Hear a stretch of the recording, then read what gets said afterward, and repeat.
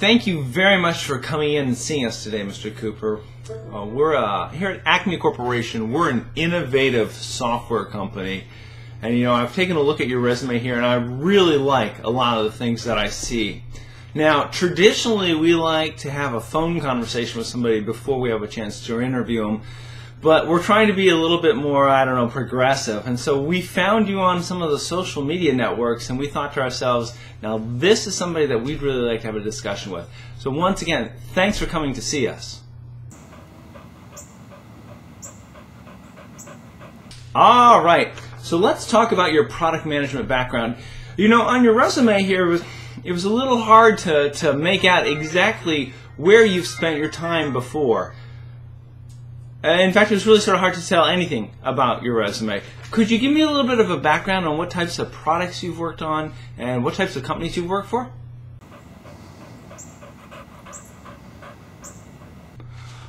Oh, okay. Well, these interviews aren't really intended to be one-sided. Really, traditionally, I guess your resume would already have given me some background information.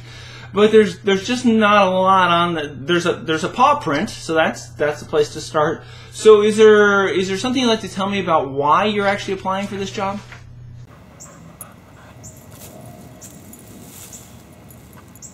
Okay, well, I'd like to thank you for your time. I appreciate it, and I have your resume right here, and we'll be putting it in the pile, and we'll be considering it with everybody else's. So have a great day. Thank you very much.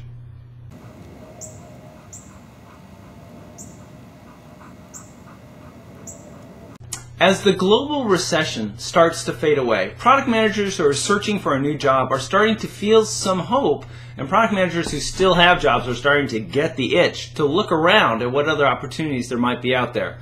Sounds like it's a time to get some resumes in order. Now, that brings up the interesting question about what should the overall format of your resume be? Good question. A quick search of the internet will reveal suggestions for a large number of different formats for resumes: classic, modern, etc. What's the right format for you? Sure, if you're applying to one of those progressive firms, a novel formatted resume might be eye-catching. But since you can never tell what they're really looking for, I'm going to suggest that you stick with the classic format. Now, what this means is that you should start out with your contact information and follow it up with a summary statement. After this, you should list out your career in reverse chronological order. What you've done most recently is always the most interesting. Each job needs to be described by a list of bullet points. Wrap things up by listing your educational accomplishments. Now let's talk about things that need to be on your resume. So clearly your resume needs to be both well organized and easy to read. The person who will be reading it will probably be moving quickly, and if your resume is hard to read, they're not going to read it. Depending on how long you've been working, a 3-page resume is just fine. You've probably done a lot, and so there's a lot for you to document. We live in a world where more often than not, resumes now get scanned by computers long before humans ever lay eyes on them. What this means is that you've got to write your resume in such a way that a computer can process it correctly. That means you've got to load it with keywords that recruiters would be using when searching for candidates. You can figure out what these keywords are by taking a look at job descriptions for the types of jobs that you'll be looking for. Work these words into the way that you describe the jobs that you've done in the past, and you'll be on the track to success. In the world of product management, we use lots of acronyms to describe technologies and certifications. Feel free to include the acronyms on your resume, but make sure that you spell them out once you do it. 3 things to avoid. It's all too easy to get caught up in worrying about what font to use and how to cram everything that you've done into as small of a space as possible. However, spending too much time on things that don't matter can easily let a product manager skip over 3 things that are most important. Here they are. You have to include enough detail. As we cut and trim the descriptions of what we've done in the past, we can accidentally cut out too much information. You should view your resume as telling a story about how you've advanced in your career. The goal is to show a prospective employer that you have the ability to grow into any role. Make sure that your resume has enough details about what you've done in each position.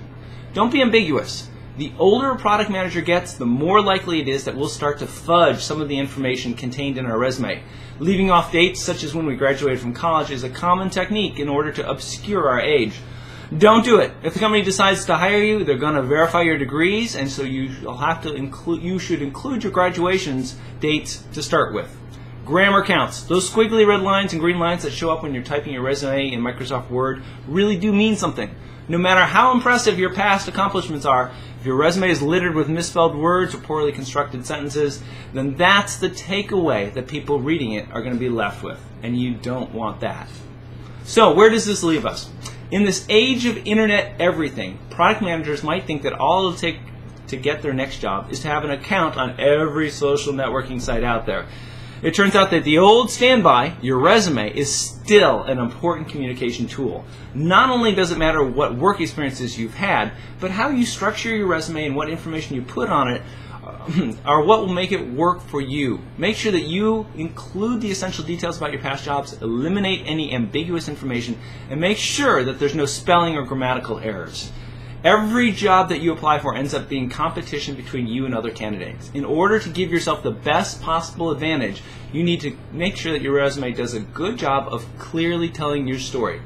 Follow the suggestions that we've talked about today, and you'll be well on your way to getting that next, better product management job. Good luck! Mr. Tortoise, thank you so much for coming in for this job. You would not believe some of the crazy candidates we've had for this opportunity.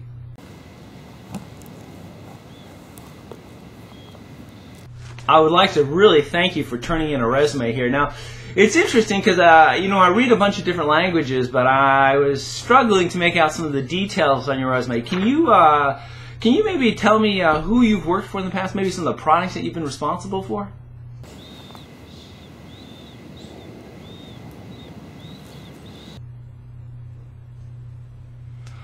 Okay, it's another one of these. What would you say that your career objectives are?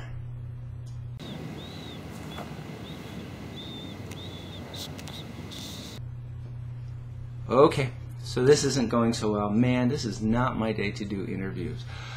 Is there anything that you were looking for when you applied for this job? Is there some aspect of our company that caught your attention?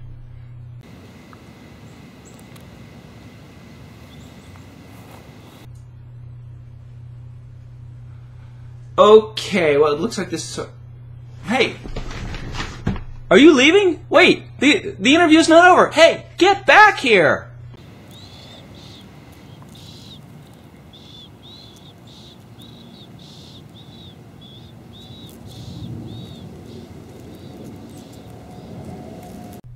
You might be asking yourself, where do I go from here?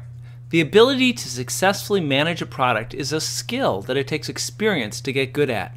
If you want your career to take off, it sure makes sense to invest some time and energy into developing the skill. A great way to start doing this is to sign up for the free The Accidental Product Manager newsletter.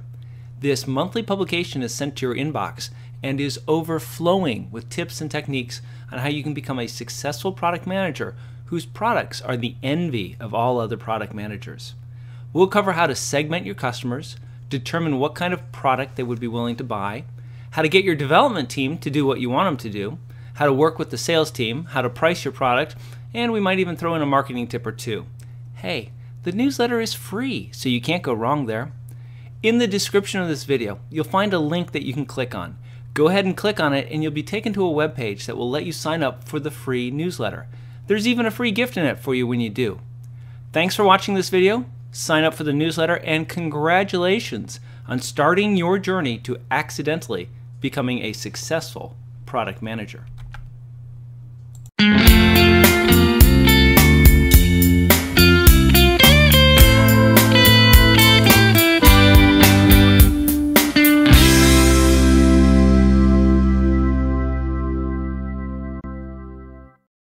Now this means that you need to start out with your contact information and follow it up with a summary statement.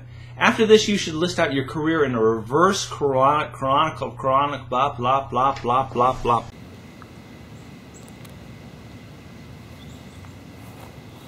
Followed up with a summary statement. After this, you should list out your career in a reverse chronicle. Really?